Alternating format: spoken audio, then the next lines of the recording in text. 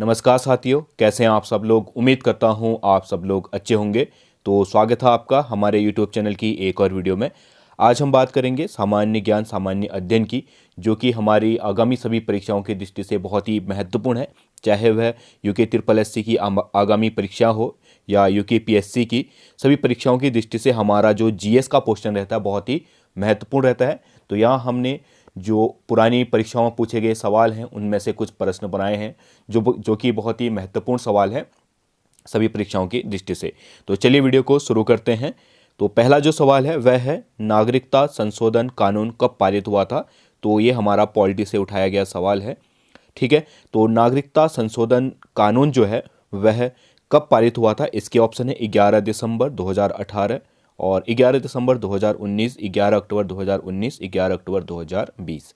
अगर बात करें नागरिकता संशोधन कानून की, तो यह पारित किया गया था 11 दिसंबर 2019 को। और इसके तहत जो प्रावधान किए गए वह थे, हमारे जो भारत के पड़ोसी देश हैं उनके अल्पसंख्यक, जैसे भारत के पड़ोसी देशों में बांग्लादेश, पाकिस्तान और अफ़गानिस्तान, इन सभी देशों के अल्पसंख्यक जैसे कि हिंदू, सिख, बौद्ध, जैन, फारसी और ईसाई धर्म से जो लोग संबंध रखते हैं और वह भारत में आए हैं, तो उनको भारतीय नागरिकता देने का इसमें प्रावधान है। ठीक है, नागरिकता संशोधन 11 दिसंबर 2019 के कानून के तहत। फिर है, सूर्य के बाद पृथ्वी से सबसे नज़दीकी तारा कौन है। देखिए, जो पृथ्वी का है उसका सबसे नज़दीकी तारा कौन है, सूर्य। इसके बाद अगर बात करें हम अगले जो तारे की, तो वह कौन सा है ये पूछा गया है। इसमें है हमारे ऑप्शन वेगा, सीरस, प्रॉक्सिमा सेंचुरी या अल्का सेंचुरी। तो सूर्य के बाद जो पृथ्वी का सबसे नज़दीकी तारा है वह है प्रॉक्सिमा सेंचुरी, यानी कि ऑप्शन सी क्या होगा, सही होगा। फिर है अगला सवाल, गाजी नामक उपाधि किस शासक ने ग्रहण की थी। तो गाजी नामक अगर उपाधि की बात करें तो इसके ऑप्शन हमारे पास बलबन, बाबर, कुतुबुद्दीन ऐबक और अकबर। तो गाजी की जो उपाधि थी वह धारण की थी बाबर ने। ठीक है, बाबर द्वारा क्या की गई थी, गाजी की उपाधि धारण की गई थी। और अगर बात करें बाबर की, तो बाबर जो है मुगल साम्राज्य का संस्थापक था। ठीक है, कुछ मुख्य पॉइंट आप लिख दीजिएगा। मुगल जो साम्राज्य हुआ भारत में, ठीक है, उसका संस्थापक बाबर ही है। और उसने अपने शासनकाल है या अपने काल में 4 प्रमुख युद्ध लड़े हैं। ठीक है, सबसे पहला जो प्रथम युद्ध है इसका वह था पानीपत का युद्ध। ठीक है, यह लड़ा इसने 1526 में और किसके अगेंस्ट, इब्राहिम लोदी को इसने इस पानीपत के प्रथम युद्ध में शिकस्त दी थी। ठीक है, फिर और इसी पानीपत के युद्ध में इसने उपाधि धारण की थी कलंदर की। ये चीज़ भी आप लोग नोट कीजिएगा। ठीक है, पूछ सकता है कि बाबर ने किस युद्ध के दौरान अपनी जो है कलंदर की उपाधि धारण की थी। तो पानीपत के युद्ध के दौरान इन्होंने कलंदर की उपाधि धारण की थी। ठीक है, फिर इसने दूसरा जो युद्ध है वह लड़ा था खानवा का युद्ध, और यह लड़ा था 1527 में। इसमें पराजित किया था राणा सांगा को। ठीक है, राणा सांगा के साथ इसका युद्ध हुआ था, खानवा का युद्ध 1527 में, जिसमें राणा सांगा पराजित हुए। ठीक है, और इसी युद्ध के दौरान इसने क्या, गाजी की उपाधि धारण की थी। यह भी बहुत ही महत्वपूर्ण हो जाता है कि किस युद्ध के बाद या किस युद्ध में विजय के बाद जो है बाबर ने गाजी की उपाधि धारण की थी। तो खानवा का युद्ध राणा सांगा के विरुद्ध लड़ा था, उसमें इनने क्या किया था, गाजी की उपाधि धारण की थी उस युद्ध को जीतने के बाद। तीसरा इसने लड़ा था चंदेरी का युद्ध। ठीक है, 1528 में मेदिनी राय के खिलाफ। ठीक है, और इसमें भी मेदिनी राय को इसने हराया था। फिर लड़ा था चौथा युद्ध घाघरा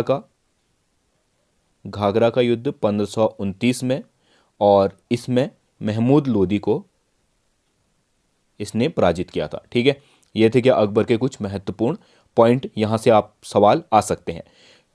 फिर है अगला सवाल, किस देश की सरकार की सरकारी रिपोर्ट येलो बुक कहलाती है। देखिए, जो जितने भी देश हैं, ठीक है, उनके द्वारा अपनी जो सरकारी रिपोर्टें तैयार की जाती हैं उन सभी सरकारी रिपोर्टों को अलग अलग नामों से जाना जाता है।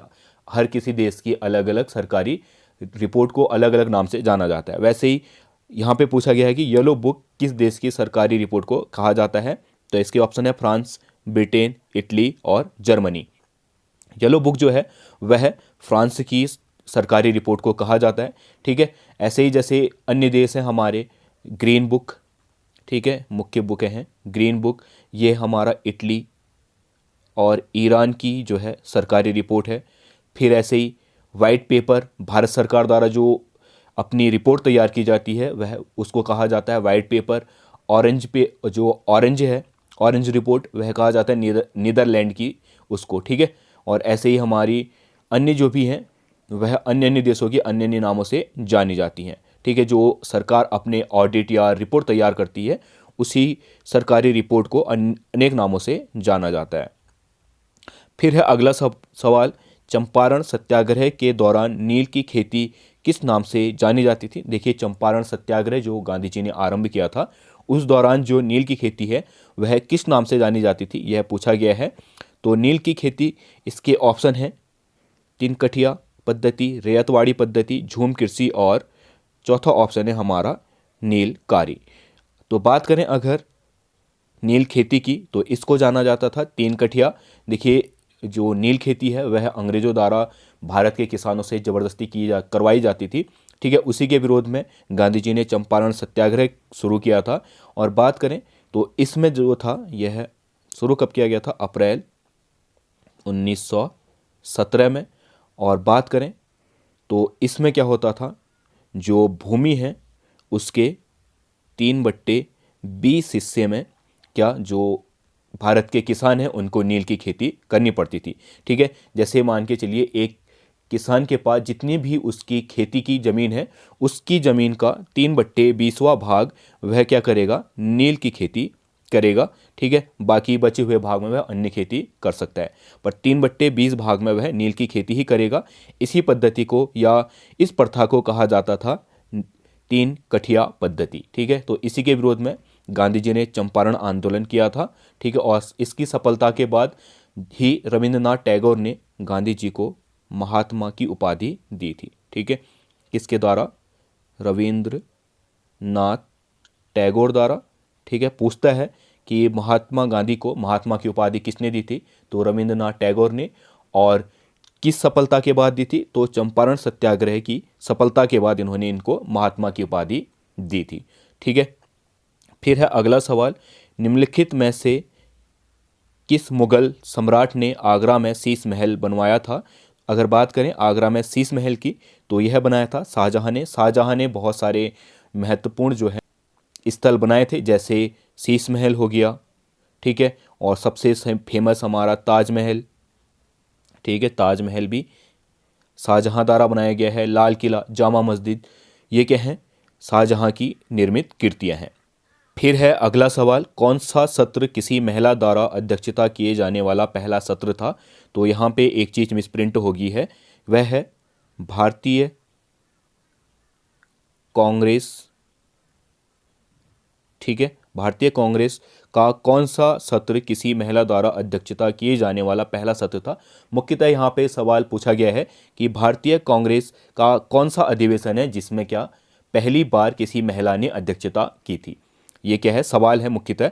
ठीक है, इसके ऑप्शन है कलकत्ता 1917, कानपुर 1925, लाहौर 1929 और सूरत 1907 का अधिवेशन।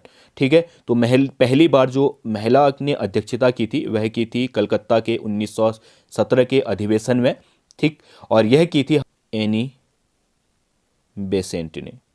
ठीक है, 1917 के कलकत्ता अधिवेशन में, 1917 कलकत्ता अधिवेशन में एनी बेसेंट ने सबसे पहले किसी महिला ने क्या की थी, अध्यक्षता की थी। ठीक है, तो ये इस तरीके से सवाल आता है। दूसरा इसी में घुमा के सवाल आता है कि पहली भारतीय महिला कौन थी जिसने भारतीय कांग्रेस की अध्यक्षता की थी। तो अगर बात करें पहली भारतीय, क्योंकि एनी बेसेंट क्या है हमारी ब्रिटिशर्स थी, तो पहली भारतीय महिला हो जाएगी सरोजनी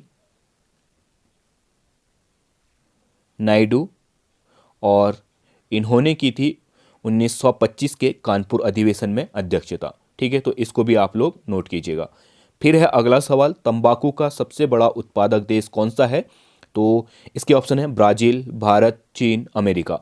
अगर बात करें तंबाकू के सबसे बड़े उत्पादक देश की, तो सबसे पहले है हमारा चीन। ठीक है, चीन में सबसे ज़्यादा तंबाकू उत्पादन किया जाता है। फिर इसके बाद दूसरे नंबर पे है ब्राज़ील और तीसरे नंबर पे है भारत। ठीक है, ये तीनों आप क्रम याद कीजिएगा, सबसे पहले चीन, ब्राज़ील, भारत। कई बार सवाल इस तरीके से आ सकता है कि तंबाकू उत्पादन में भारत का स्थान कौन सा है? तो तीसरा स्थान है। अगला सवाल है, निम्नलिखित में से कौन सा वायुमंडलीय परतों में से सबसे ठंडा है? तो देखिए, वायुमंडल में कितनी परतें हैं? 5, जिसमें से हमारा क्षोभ मंडल, समताप मंडल, मध्य मंडल, आयन मंडल और बहिर्मंडल है। ठीक है, और प्रत्येक मंडल में अलग अलग क्रियाएं या फिर अलग अलग उसकी क्या हैं, विशेषताएं हैं। तो सबसे ठंडी हमसे यहाँ क्या पूछा गया है, सबसे ठंडा जो है परत कौन सी है, वायुमंडलीय परत? तो सबसे ठंडी जो वायुमंडलीय परत है वह है मध्य मंडल, यानी कि ऑप्शन ए क्या होगा, सही होगा। मध्य मंडल जो है वह पृथ्वी सतह से 80 किलोमीटर तक में मिल जाता है।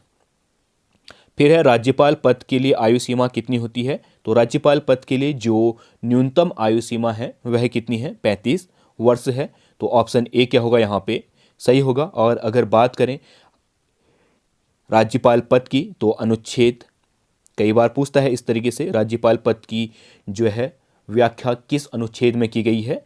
तो उन 155 में इसका क्या मिलता है, ब्यौरा मिलता है।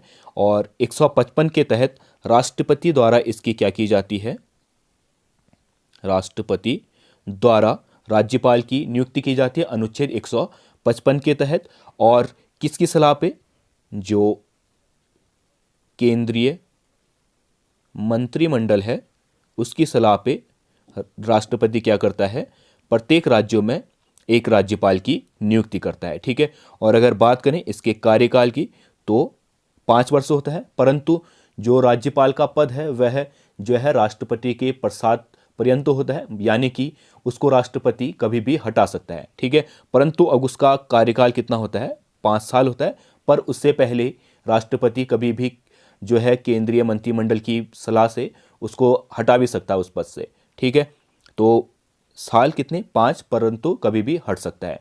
और इसी के साथ जब तक दूसरा, अगर 5 साल उसने पूरे कर दिए, तो जब तक दूसरे राज्यपाल की नियुक्ति नहीं होगी तब तक उसको वह पद दिया जाएगा। जैसे ही दूसरा राज्यपाल आ जाएगा तो वह स्वयं ही 5 साल में अपने पद से हट जाएगा। ठीक है, तो ये थे क्या आज की वीडियो के कुछ महत्वपूर्ण सवाल। उम्मीद करता हूँ आपको वीडियो पसंद आई होगी। वीडियो पसंद आई है तो वीडियो को लाइक, शेयर एंड सब्सक्राइब जरूर कर देना। मिलते हैं हम तब तक अगली वीडियो में, बाय।